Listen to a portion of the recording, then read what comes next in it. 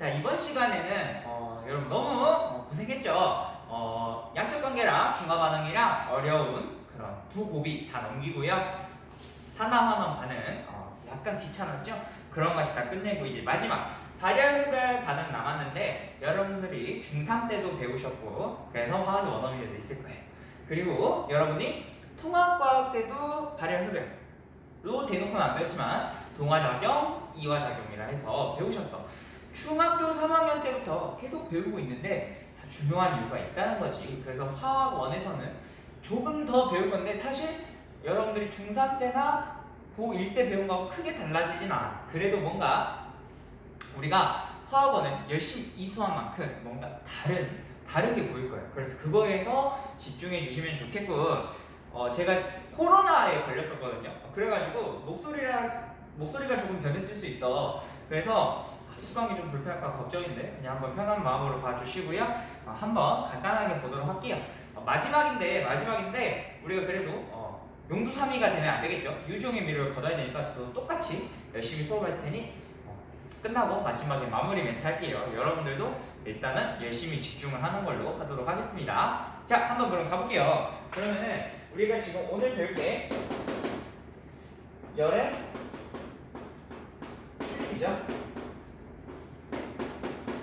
우리가 열의 출입을 배우게 되는데 열의 출입을 지금 우리가 중3 때도 배웠고요.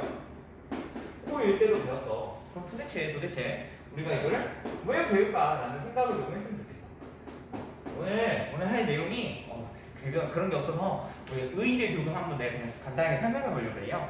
왜 그러냐면은 우리가 내가 이 열이라는 놈은 이거하고 비슷하게 생각해도 된다고 항상 얘기했거든. 바로 에너지하고도 비슷하다고 생각해도 된댔어요. 뭐냐면은 내가 에너지를 뭔가 활동성이라고 했잖아. 근데 우리가 이 열이라는 게 이제 뭐 섭씨 온도도 있지만 절대 온도, 켈빈도 있으시잖아.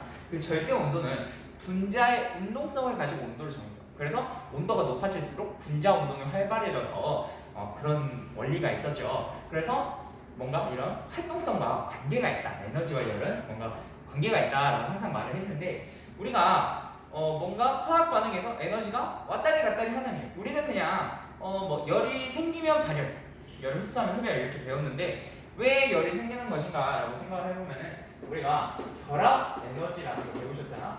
이온 결합, 고온 결합을 배우면서 물질마다 그런 결합을 하는데 뭔가 고유한 에너지들이 있어서 전기 음성도라던가 쿨롱 힘이라던가 여러 가지 힘들이 작용을 해서 우리가 물질마다 결합하는 에너지의 차이가 있었다라는 걸 배웠단 말이에요. 그래서 그러한 차이 때문에 반응물과 생성물 사이에 에너지 차이가 있을 거야. 그 에너지 차이 때문에 열이 방출되거나 흡수되거나 한다는 거지. 그래서 결합과 관련이 있었다는 거야. 결합과 관련이 된다. 이런 식으로 생각을 해주시면 되겠어요. 결합. 우리가 2, 3단원들 열심히 배우면 이거 그거지. 원자 모양이 배웠죠. 원자가 어떻게 생겼고요. 어떻게 생겼는지 어떻게 알게 됐고요. 현대적 원자 모양 어떻게. 주기율표는 어떻고 또 이온결합, 고온결합, 분자 다 배운 이유가 있다는 거지. 연결이 돼 있다는 거예요. 그래서 맨 마지막에 있었나 봐. 자, 근데 이제 뭐 이거는 그냥 만약에 우리가 화투까지 배우다 치시면은 화투까지 배우시면은 여러분들은 화투에서는 분자 운동에 대해서 배우시게 되거든요. 그래서 이 분자 운동이라는 게 분자들이 막 왔다 갔다 하잖아. 내가 얘기를 살짝 언급한 적이 있는데 우리가 화학 반응식이라는 거는 처음과 끝만 있어. 중간 과정이 하나도 없으시거든요. 그 중간 과정들이 H2O라고 치면 HHO 이렇게 분리가 되고 다시 이렇게 합쳐지고 그런 과정이 있어야 된단 말이야. 분자들이 원자로 쪼개지고 걔네들끼리 부딪혀서 쪼개지고 다시 합쳐지고 이런 과정을 거쳐야 되거든요. 그래서 그 분자 운동이 반응에 있어서 굉장히 중요해. 그래서 우리가 이 열이라는 게 결론적으로 나중 가서는 뭐와 관련이 있겠다? 뭔가 결합과 관련이 있다라고 솔직히 말해서 화학에서 굉장히 중요한 거라고 생각해요. 근데 우리는 간단하게 배우고 있죠. 그래서 화투에서 조금 더 열린 관점으로 조금 더 세상을 보는 시야가 넓어지시면 좋겠고 저희는 이 정도만 알면 되겠습니다. 그래서 오늘의 목표는 두 가지야. 먼저 발열과 오랜만에 써서 글씨가 좀 날리네. 발열과 흡열을 이해를 하시는 거예요. 발열과 흡열을 이해를 하시는 거고 두 차이를 구분한다는 거지. 그리고 그 다음에 우리가 열, 출입, 양을 측정하는 실험을 이해를 한다는 거죠. 양. 우리 화학에서 정량적인 게 굉장히 중요하다. 우리가 열이라는 것도 그냥 피상적으로 발생했다, 흡수됐다 이런 거 말고 정확하게 얼마만큼이 발생했냐, 얼마만큼이 이렇냐 그거를 계산하는 방법이 있으시다는 거야. 그래서 우리가 열 에너지조차도 양으로 측정을 한다는 거죠. 그럼 왜 이런 걸 측정을 하게 되나요? 이런 걸 측정을 하게 되면 이 물질이 얼마만큼 에너지를 내뿜거나 얼마만큼 에너지를 흡수하는 거에 따라서 다양하게 쓸 수 있겠죠. 그래서 항상 정량적인 건 되게 중요해. 근데 이제 이런 생각도 할 수 있겠어. 온도계가 있는데 온도계가 이 눈금들이 정말 정확할까? 사실 현미경으로 보면 다르지 않을까? 라는 생각이 들 수도 있고요. 아니면은 야, 온도계가 이거 30도였는데 온도가 올라서 31도까지 올랐어. 근데 과연 정말 이 녀석이 1도 오를 때마다 정확히 눈금 한 칸씩 오르는 게 맞을까? 수온이? 막 온도가 낮을 때 조금 오르다가 온도가 높아지면 높아질수록 확 팽창하는 게 늘고 그런 게 아니라 정확히 정비례하는 게 맞을까? 이런 고민을 할 수 있거든요. 과학자들이 이래. 근데 그런 거 이제 여러분들 조금 더 궁금하시면은 그런 뭔가 수량적인 거에 대한 수량에 대한 한번 연구를 간단하게 해보시고 오늘 우리가 다룰 이야기는 아니에요. 하여튼 화학에서 양은 항상 중요하다고 얘기를 했고 그리고 화학의 원어민 때부터 제가 계속 입이 아프게 말했는데 그래도 또 말할 거야. 나는 여러분들을 신뢰하지 않죠. 다 알죠? 하고 넘어가면은 선생님 저 오래돼서 까먹으면 돼. 그래, 그럴 수 있으니까 한 번 더 설명해 줄게요. 자, 고체, 액체, 기체 이렇게 있으셔. 이제는 기억을 했으면 좋겠어. 화원까지 왔으면 이제 이 정도는 알아야 돼. 화원 배우는데 이것도 모르면은 이제 진짜 문제가 있는 거예요, 여러분들. 우리 마지막이니까. 자, 고체는 딱 붙어 있어. 그래서 분자들끼리 진동만 하신 거예요. 그래서 내가 마치 이걸 뭐에 비유했냐면은 학교 교실에 친구들이 가득 차 있는 상태야. 액체는 교실에 친구들이 한두 명이 있는 상태야. 그래서 어느 정도 돌아다니고 누빌 수 있겠죠. 기체 같은 경우는 운동장에 애들 풀어놓은 거야. 그럼 어떻게 되겠어? 막 뛰어다닐 거 아니야. 야 신난다 이러고 뛰어다닐 거 아니야. 그래서 기체 같은 경우는 굉장히 활발하게 분자 운동을 하시는 거야. 그래서 생각을 해보자. 그럼 고체는 가만히 있고 기체는 활동성이 굉장히 크죠. 활발하죠. 활동성이 크다. 에너지가 크다. 뜨겁다. 좀 더 뭔가 뜨거운 상태다. 그래서 얼음의 열을 가면 뭐가 돼? 물이 되지. 물이 엄청 뜨거워서 하고 도망쳐버리면 수증기가 되잖아. 그래서 그래서 관점을 보시면은 에너지가 고체에서 기체로 갈수록 점점 커지신다는 거지. 그럼 고체에서 기체로 가려면 에너지를 흡수하셔야겠지. 그죠? 에너지를 흡수한다. 다른 말로 열을 흡수한다. 이러한 얘기가 되겠죠. 그래서 우리가 더운 날에 바닥에 물을 촥 뿌리면은 물이 증발하면서 시원해지잖아. 그지? 그런 얘기가 된다는 거야. 그 다음에 반대로 기체에서 고체로 간다. 이 말은 굉장히 지금 활발하잖아. 좀 얌전해져요. 운동장에서 교실로 들어가는데 운동장에서 하던 것처럼 교실에 가면 선생님한테 혼나겠지. 물론 우리 이제 고등학생이니까 다시 뛰어다니고 뭐라 할 사람은 없지만 그런 사람은 거의 없을 거라고 봐요. 물론 이제 우리 남고에서는 또 재밌게 논다 그럴 수 있어. 물론 여자친구들도 그럴 수 있어. 저는 성평등 지지합니다. 그래서 기체에서 고체로 갈 때에는 에너지를 흡수하시겠죠. 에너지를 방출해내야 돼요. 운동장에서 힘 다 쓰고 이제 출적인 상태로 들어가야 되는 거예요. 에너지를 방출하시겠죠. 그래서 이렇게 고체에서 액체로 갈 때는 에너지를 흡수하시고 기체에서 액체로 갈 때는 에너지를 방출을 하셔야 된다는 거지. 이 정도 개념은 아실 거라 생각을 하고요. 자, 이제 바로 발열 반응과 흡열 반응 가보도록 할게요. 괜찮죠? 자. 들립도 오랜만에. 자, 그러면은 내가 잠깐 할 얘기가 있어요. 바로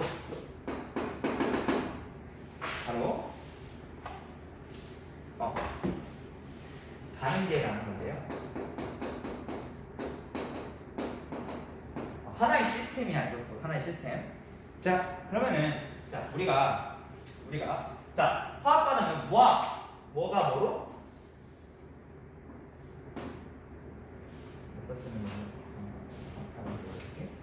화학 반응은 반응물이 생성물이 되는 거잖아, 그치? 반응물이 생성물이 되는 거잖아. 그러면은 여기서 이 반응물과 생성물이 일어나는 이거 우리가 이 두 개를 묶어서 계라고 합니다. 계. 물 반응이 일어나는 계. 그러면 이 반응이 일어나고 있는 주위. 반응이 일어나고 있는 이 주위. 이곳에 이 주변 있죠, 주변부. 이거 우리가 주위라고 해요. 반응이 일어나고 있는 이 주변부. 이 주변부 우리가 이걸 주위라고 합니다. 이거 일단 기본 언어예요. 제가 한번 해볼게요. 자, 발열 반응 가겠습니다. 이제 발열 반응과 흡열 반응 다시 한번 화원 관점에서 정리해보도록 할게요.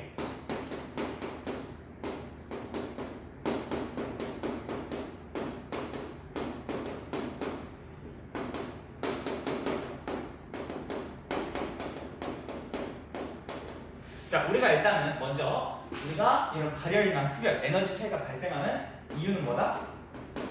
우리는 물질의 정확히는 반응물과 생성물 사이에 에너지 차이가 나. 물질마다 다 그릇이 달라. 엄청 활발하고 많이 담을 수 있는 애가 있는가는 조금밖에 못 담는 친구도 있다는 것이. 자, 그래서 먼저 발열 반응부터 한번 봐보도록 하죠. 자, 발열 반응 같은 경우는 열을 방출하는 반응이에요. 자, 그래서 우리가 이거를 그래프로 그린다 치면은 자, 여기가 에너지 하고 여기를 이제 시간이라고 하겠습니다. 자, 그러면은 자, 생각을 해보자. 자, 반응. 자, 열을 방출해내야 돼. 열을 방출해야 돼요, 여러분. 열을 방출하려면은 생각을 해보자. 내가 뿜어내야겠지. 그럼 뿜어내고 나면 에너지가 어떻게 돼? 줄어들겠지. 얘가 가지고 있는 에너지가 줄어들겠지. 그래서 내가 처음에 에너지를 가지고 있는데 내가 반응이 일어나면서 열을 내뿜으면서 에너지가 준다는 거지. 이렇게 간다는 거야. 이렇게. 그럼 이 과정에서 뭐가 발생해? 열이 발생해. 열이 빠져나오는 거야. 그래서 우리가 이거를 발열 반응이라고 하는 거죠. 여기가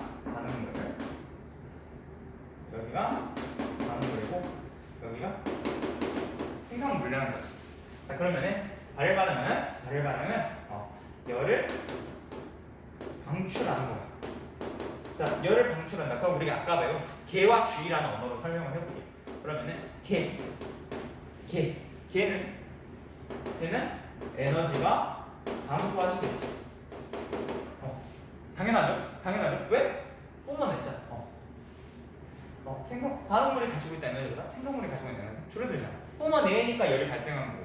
그럼 반대로 주위는 그 주변부는 이 녀석들이 내 에너지를 내뿜으니까 주변은 따뜻해지겠지. 그래서 주위는 에너지가 증가한다 이렇게 할 수 있겠죠. 자, 그러면은 방출하는 열량은 0보다 크다는 거지. 방출하니까. 자, 그래서 우리가 발열 반응 하면은 이렇게 이 개념들이 나와 주셔야 된다는 거야. 이렇게 나와 주셔야 된다는 거야. 자, 그러면은 여기서 흡열 반응 한번 해보도록 할게요.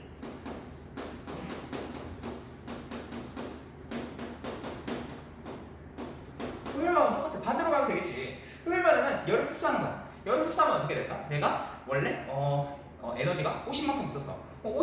생성하면 100이 되겠지. 그러면은 내가 처음에 가지고 있던 에너지보다, 그러니까 다른 말로 가능물의 에너지보다 생성물의 에너지가 더 크다는 거야.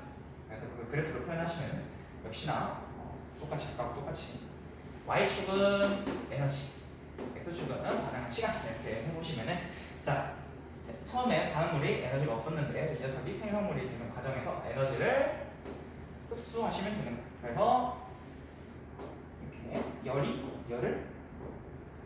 Q는 열이에요. 열을 흡수해 주시면 된다는 거야. 그래서 그럼 우리가 이것도 똑같이 정리를 해보자.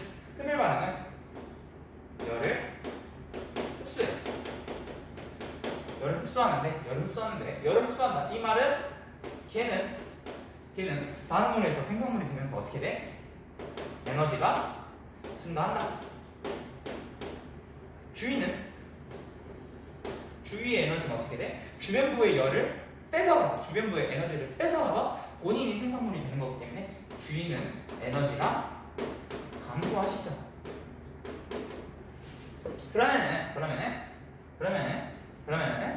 자 이제 열을 방출하는 게 아니라 열을 흡수하니까 이 말은 Q가 0보다 작다.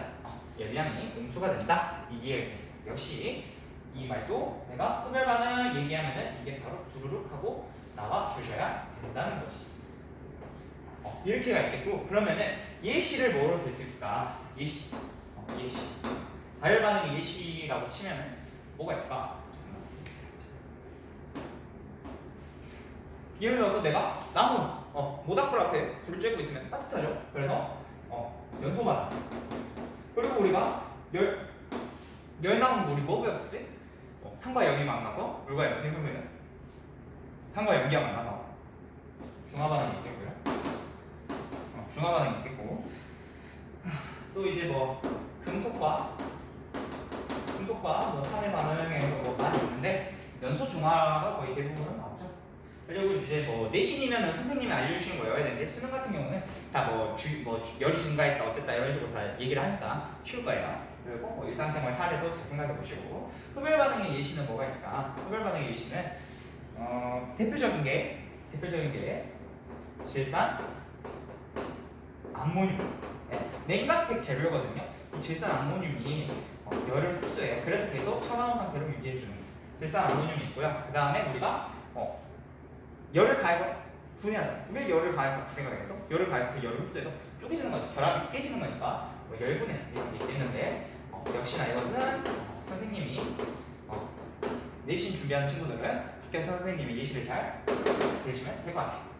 자, 그리고 내가 이렇게 에너지라고 얘기했는데 항상 이 에너지하고 열은 비슷한 관계에 있다. 이런 거 항상 인지해 주시면 될 것 같아요. 그래서 에너지 감소돼. 다른 말로 걔는 온도가 감소하고 주위 온도가 증가했다. 다 같은 말로 받아들이는 거야. 선생님 온도라고 하시지 왜 굳이 어렵게 에너지라고 하시나요?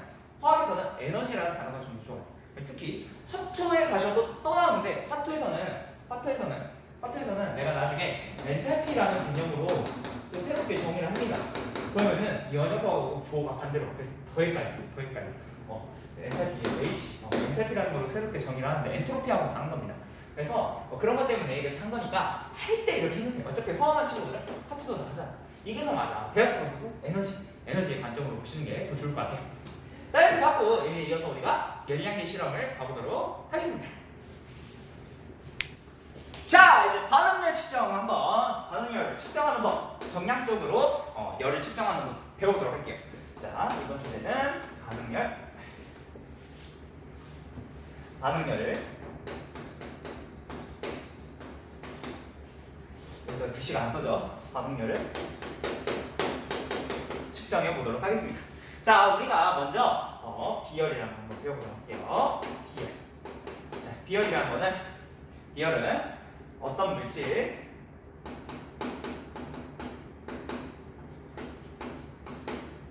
1g을 1도씨 올리는데 필요한 열량입니다. 그래서 우리가 단위는 1g을 1도씨 올리는 데 필요한 열량에서 줄 퍼, 그램 퍼, 도씨 이렇게 가시면 되겠습니다. 자, 그래서 이 비열이란 거 이렇게 말하면 어렵잖아. 그래서 그냥 직관적으로 한번 해보자. EX. 자, 물로 해볼 건데, 자, 얘들아, 우리가 옛날에 화학에서는 칼로리라는 단어를 썼어요. 그래서 우리가 물의 비열은 1칼로리인데 우리가 보시면 단위를 요새 줄을 쓰잖아요. 그래서 1칼로리 대신에 우리가 어떤 말을 쓸 거냐면 1칼로리는 몇 줄이냐?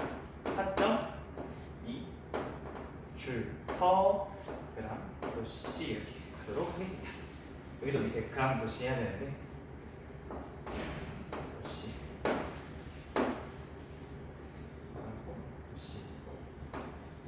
자, 그러면 자 봐봐. 그럼 내가 물 1g을 1도씨 올리고 싶으시면은 몇 줄 에너지가 필요하겠어? 내가 4.2 줄의 에너지가 필요하겠죠. 그러면은 2g을 1도씨 올리는 데는 얼마가 필요하겠어? 1g 올리는데 이만큼 되잖아. 2g 올리면 2배, 양이 2배로 많아졌으니까 당연히 에너지도 2배로 많이 들겠죠. 그래서 8.4 줄이 듭니다. 그러면은 이제 1g짜리를 4도씨 올리고 싶어. 그럼 어떻게 하면 될까? 4배 올리면 되겠죠? 그래서 4, 4, 16이 16.8 줄이 되겠지. 그러면은 10g을 물 10g을 2도씨 올리고 싶으면 어떻게 하면 될까? 그러면은 1g에 1도씨인가? 자, 일단 양이 10배로 늘어났으니까 4.2줄 필요하면 42줄 필요하고 늘어났으니까 어떻게 하면 되겠어? 계산해볼까? 84줄만큼 필요하겠죠. 자, 그럼 이제 간다. 물 n g을 내가 델타 t 도만큼 올리고 싶다면 얼마가 필요하겠어? 4.2 곱하기 m 곱하기 델타 t가 되겠죠. 납득되니? 그죠? 비열은 봐봐 1g 1도씨 올리는데 필요한 거잖아. 그래서 질량과 온도를 곱해야 된다는 거지. 그래서 봅시다. 우리가 결론은요. Q 우리가 이 열량 우리가 이 열량 Q는 어떻게 구하냐면요. 나중에 쓰자. 열량은 비열의 질량을 곱하시고 여기에 온도 변화를 곱하시면은 된다는 거예요. 그래서 Q는 Cm 델타 T라는 공식이 나오게 되고요. 우리가 이걸 외울 때는 시멘트라고 외우게 됩니다. 시멘트 공식이에요. 시멘트. 얘들아, 열량 공식이 뭐지? 이러면 시멘트 왜 시멘트하고 정작 뭔지 몰라. 그래서 잘 기억하자는 겁니다. 자, 열량이시고요. 그리고 C는 비열, M은 질량, 델타니까 변화율, 미분. 그래서 우리가 이거를 온도 변화라고 생각을 하시면 됩니다. 그래서 Q는 Cm 델타 T 이 공식을 잘 외워주시고 이거 적용하는 게 다야. 이거 적용하면 다고요. 자, 그러면 열량의 단위는 뭐겠어? 이미 알긴 한데 이래요. 비열이 줄 퍼 그램 도씨잖아. 그리고 질량이 뭐야? 그램이지.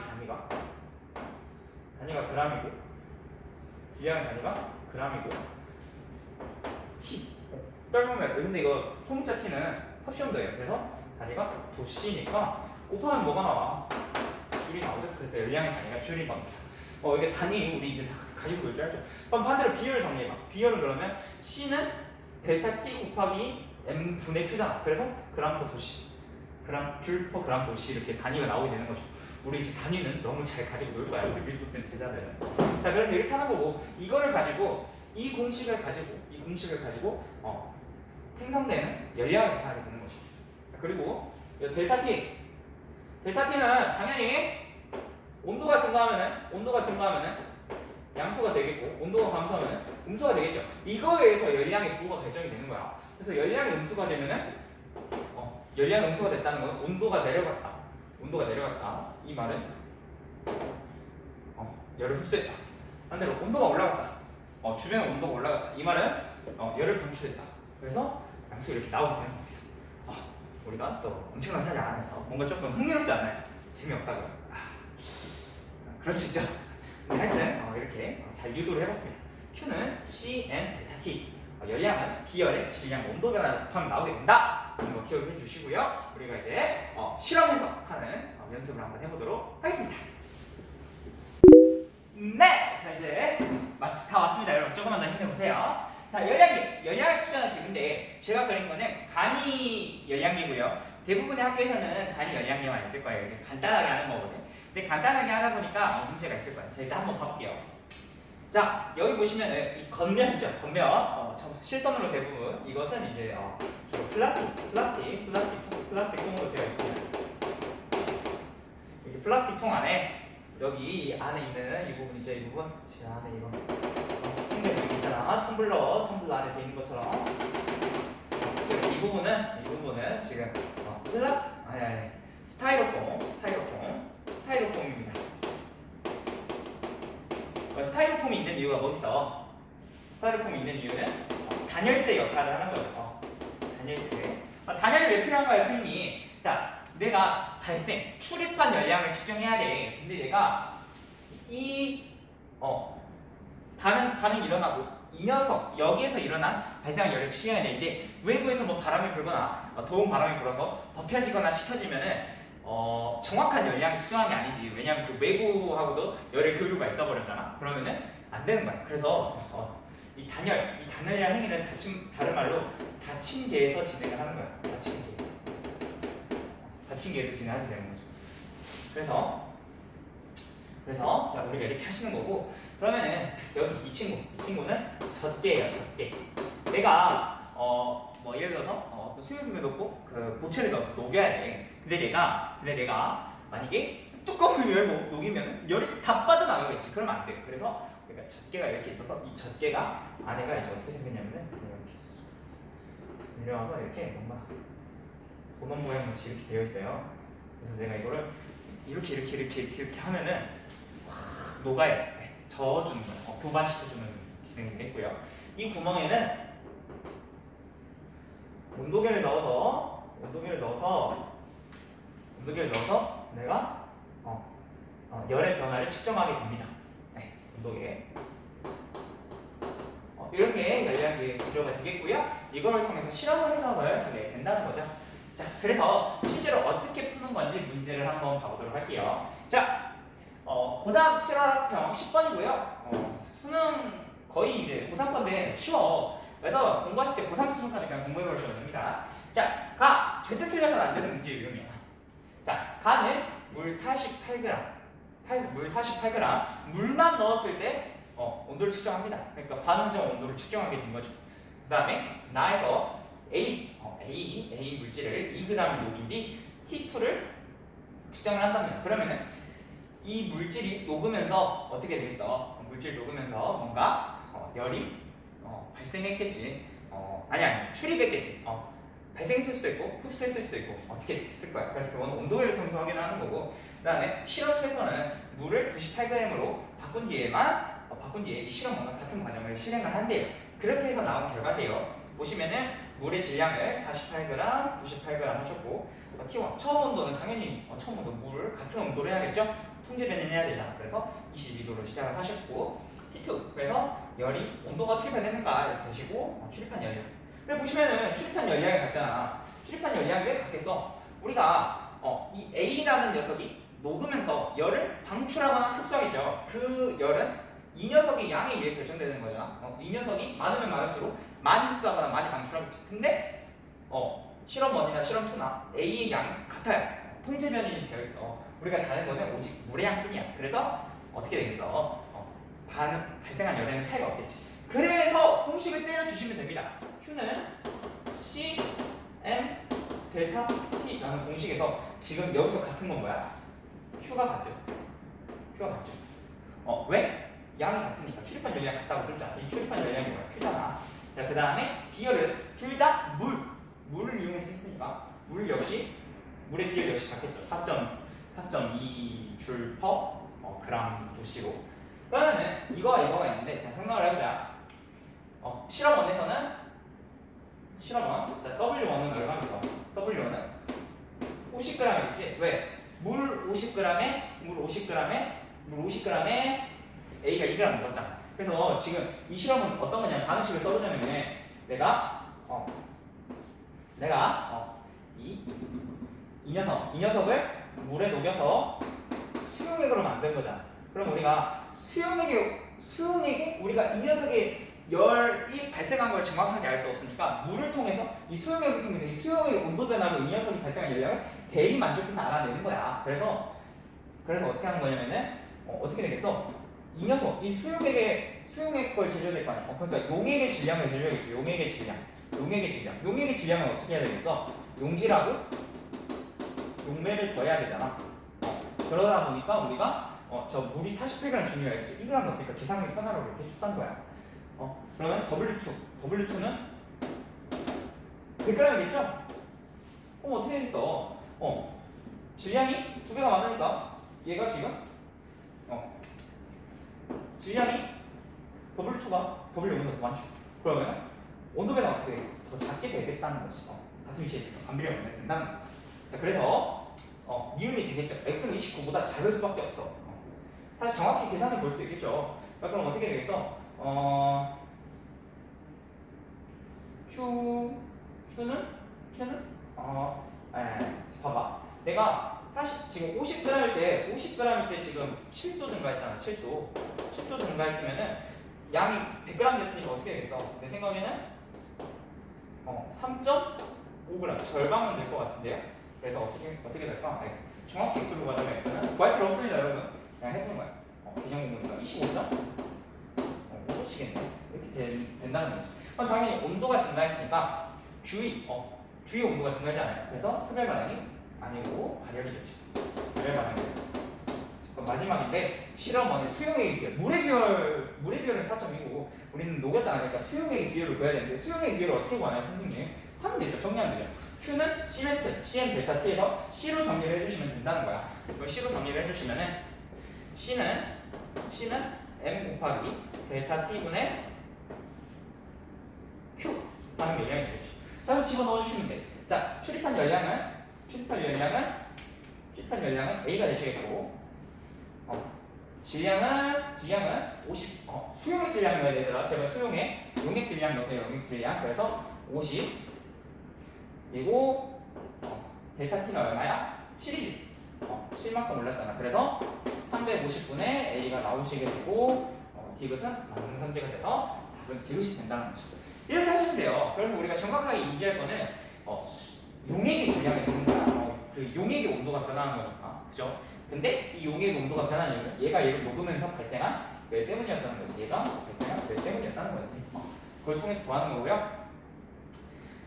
공식 왜 나오게 됐는지는 제가 유도를 해드렸으니까 이 과정을 잘 이해하시는 거고 이렇게 하시면은 마무리가 됩니다. 자, 정리. 발열 반응은 열을 방출해서 본인의 에너지는 낮아지고 주위의 에너지를 증가시키는 반응이다. 그래서 열량이 양수. 그다음에 흡열 반응은 주변의 열을 뺏어서 본인의 온도, 개의 온도는 올라가고 주위의 온도는 낮아집니다. 그래서 우리가 열량이 염수인 반응이 되겠습니다. 왜 일어나나요? 에너지의 차이 때문에 반응물과 생성물이 여러 변수에 의해서 가지고 있는 에너지의 차이가 있고 그 에너지 차이에 의해서 열이 출입을 하게 된다. 그래서 우리가 그 열을 정량적으로 계산하는 것까지 배웠다. 어떻게? Q는 CM 델타 T라는 공식을 통해서 그렇게 됐다는 거죠. 이렇게 해서 발열 반응과 흡열 반응의 마무리가 됐습니다.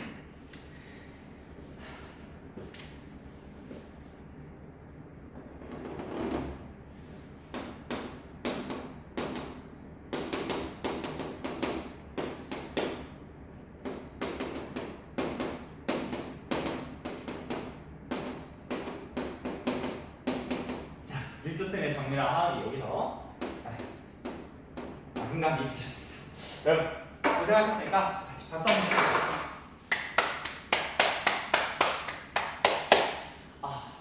짧다면 짧고 길다면 긴 강의였어요. 지금이 26강이죠? 26강. 네, 26강짜리 강의가 되었고요. 여러분 너무 고생하셨습니다.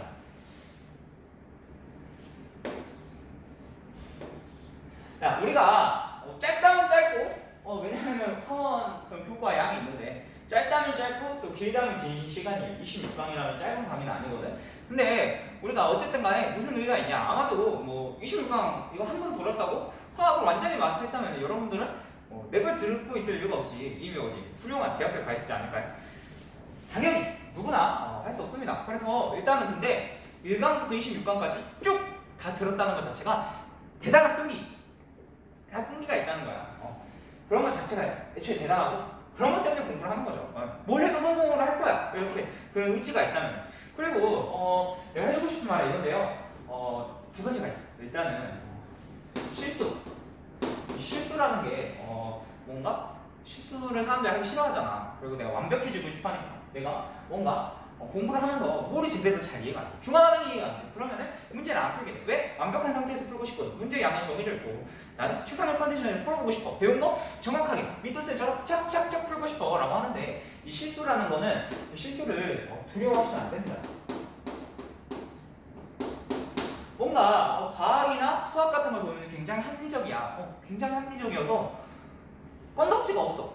뭔가 무결한 거 같잖아. 근데 사실 그냥 무결해 보이는 거, 안 무결할 수도 있어요. 그 무결해 보이는 거가 나오게 된 계기가 수많은 시행착오를 겪어서 나오게 된 거야. 그래서 여러분들의 현재 풀이도 당연히 결점이 있을 수밖에 없고 개념에도 결점이 있어. 근데 그러한 결점들이 나중에 무게를 질 때까지 수많은 실수가 됩니다. 그래서 우리가 실패는 성공의 어머니라는 게 있잖아. 그래서 실수를 두려워하지 마시고 개념만 하지 마시고 그냥 문제 풀면서 부딪혀 보라는 거지. 부딪혀 봤으면 좋겠고요. 그리고 이런 말을 좀 하긴 뭐하지만 제 개인적인 의견입니다. 이 화학원이라는 게 우리가 화학원을 우리가 예를 들어서 내가 화학은 진짜 못해. 나는 화학을 진짜 좋아하는데 모의도 못 풀겠고 중화도 못 풀겠는 거야. 나는 화학은 내 길이 아닌가 봐 하고 포기하는 친구들이 있거든요. 절대 그러지 마세요. 화학원 못한다고 해서 과학에 재능이 없는 것인가? 이 말은 완전히 틀린 말이야. 화학원은 물론 제 생각은 이거예요. 지금 현재 수능은 화학을 소재로 한 여러 가지 추론 능력, 계산 능력을 묻는 과목이 돼버렸어. 워낙 의대생들, 아니면 상위권 친구들이 화학을 많이 선택하다 보니까 예전에 그런 의의는 많이 잃어버린 상태입니다. 우리가 몰이랑 중화도 엄청 어렵게 배우지만 그닥 써먹을 일이 없어요. 물론 기본 계산 정도는 당연히 대학교 가서 하지만 이렇게 어렵게 풀진 않아요. 그렇지만 어쩔 수 없는 건데 내가 그렇다고 해서 화학을 못한다고 해서 과학을 못하는 거 아니에요. 그런다고 해서 막 우울해하고 꿈을 바꾸고 그러지 않았으면 좋겠어. 여러분들이 화학을 못 풀지라도 뭔가 다른 그런 비교과적 여러 저서를 읽고 여러 개념을 이해한다? 그러면은 화학을 못하는 거 아니야. 잘해. 화학 잘하는데 뭘 계산, 양적 계산만 조금 못해. 수능 화학 문제는 못 풀어지 과학을 못해가 절대 아니거든요. 그래서 여러분들이 이거에서 좌절하지 마시고 또 더 좋아질 수도 있는 거고 아니더라도 여러분들은 잘하는 방법 많잖아. 사람마다 다 잘하는 게 다른 거야. 물론 화학원을 잘하게 된 친구들은 그런 뭐라 해야 될까 추론 과정, 뭔가 계산 과정, 개념을 정확히 활용하는 그런 거에 대한 상당한 능력을 갖춘 인재들이기 때문에 당연히 뭘 해도 잘할 거야. 근데 화학을 못한다고 해서 나는 루저야, 패배자야 그럴 필요도 없다는 거야. 화학을 못해도 다 잘할 수 있다는 거예요. 그래서 하여튼 여러분들이 우리가 화학원에서 얻어낸 건 근성이야. 우리가 뭘 해도 되겠다. 이런 어려운 것도 내가 그냥 꾹 참고 다 드러냈다. 또는 엄청 잘 푼다. 그냥 그 자체로도 의미가 있다는 거야. 하여튼 저도 이렇게 해서 최대한 강의를 열심히 해봤는데 엄청 물론 내가 잘 설명한 것도 있고 혹은 내가 다 안다 생각하고 좀 부족하게 설명했을 부분이 있을 수도 있고 내가 컨디션이 안 좋아서 말이 꼬여가지고 뭐 이상하게 설명한 것도 있고 그럴 거야. 저도 완벽할 수는 없죠. 하지만 그럼에도 불구하고 어느 정도 여러분들한테 많은 도움이 됐었으면 좋겠고 이렇게 여러 교과적인 것도 했는데 이제 다른 비교과적 재밌는 수업 시간에 두문두문 얘기했던 과학사 얘기들을 집중적으로 탐구하는 시간들도 가져보려고 하거든요. 그런 것도 많이 사랑해 주시고 학원 노력하면 충분히 할 수 있어요, 여러분. 물론 사람마다 목표가 다르겠지만 한 2등급, 3등급까지는 노력하면 충분히 할 수 있어요. 1등급은 정말 열심히 많은 노력을 해야 되지만 2등급, 3등급도 열심히 공부하면 충분히 할 수 있거든요. 그래서 화학원 너무 어렵다고 포기하지 마시고 다들 열심히 해주시고 하여튼 여러분들 너무 수업을 열심히 들어 너무 감사하고요. 여러분 부족한 강의를 끝까지 들어주신 분들 정말 감사합니다. 감사합니다. 그래서 저는 뭐 여기서 마치지만 멘토쌤은 아직도 달릴 겁니다. 끝나지 않을 거고요. 다른 더 좋은 컨텐츠로 또 여러분들 만나게 되면 좋겠습니다. 여러분 너무 고생하셨고요. 저 좋은 영상으로 찾아뵙도록 하겠습니다. 여러분 수고하셨습니다.